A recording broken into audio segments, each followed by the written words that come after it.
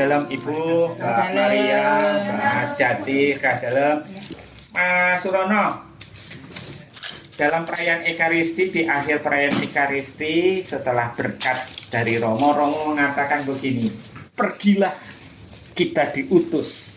Nah, menurut penjenengan Mas Surono, Ibu, Mbak Maria, Mas Jati, kira-kira apa yang bisa penjenengan pahami? Mas Surono dulu. Ya, terima kasih. Kalau secara tidak langsung itu tertuju dalam pertama pribadi dan hati serta pikiran. Ya. Karena berkat Tuhan itu tidak boleh disia-siakan. Maka Romo mengatakan kata pergi bukan berarti terus saya bisa pergi tidak bawa hasil. Maka ada pergilah kamu diutus. Di samping saya disuruh pergi, berarti saya diutus untuk bagaimana berkat Tuhan itu bisa menjadi disalurkan pada sesama itu di mana kita hidup. Misalnya saya hidup di masyarakat, bagaimana saya sebagai anggota warga masyarakat bisa merasakan, warga masyarakat itu bisa merasakan berkat Tuhan. Iya Mas Surono, baik, terima kasih atas pengalamannya. Nah, sekarang saya mau tanya Mas Jati dulu. Setelah berkat, tadi kan Bapak sudah cerita, jenengan kan dapat berkat, kemudian Romo mengatakan pergilah kamu diutus. Nah, Mas Jati menangkap apa yang dikatakan Romo itu kira-kira apa, Mas Jati? Mas Jati? Itu untuk memberitakan Injil yang sudah diberikan oleh Romo, yaitu adalah saat Romo homili ada yang bilang salinglah tolong menolong. Dan setelah kita misa pergi diutus, kita akan melakukan hal itu yang disarankan oleh Romo. Oke, ya Mbak Maria, kira-kira Mbak Maria sebagai seorang orang muda yang banyak sekali tantangan, kira-kira apa, Mas? Kalau saya menangkap itu, saya menangkapnya saat Romo dan para lektor membacakan bacaan Sabda Tuhan dan Injil Tuhan. Di bacaan Injil dan Sabda pasti ada pelajaran yang diambil, dan mungkin kita tidak tahu maknanya, tapi kita mampu menangkap apa artinya untuk kegiatan yang akan kita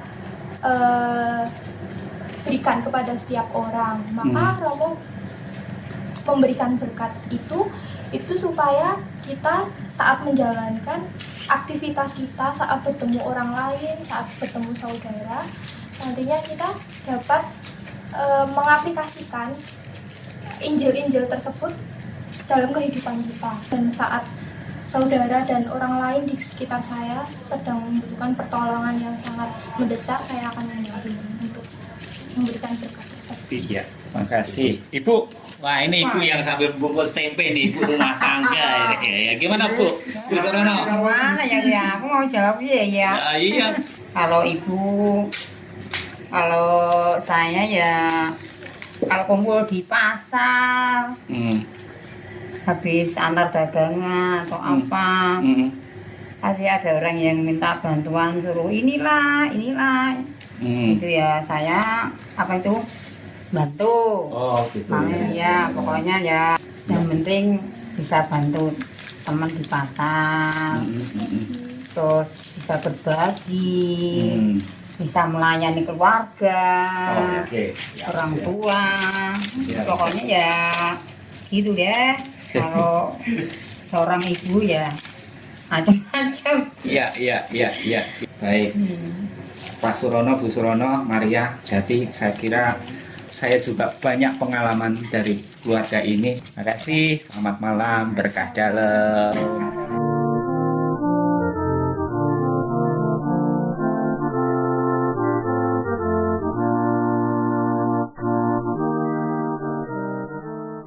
Kita sudah melihat, kita sudah menyaksikan, kita sudah mendengarkan sharing dari keluarga yang menyatakan, membagikan pengalamannya mengenai pelaksanaan amanat perutusan yang diterimanya setiap kali merayakan Ekaristi.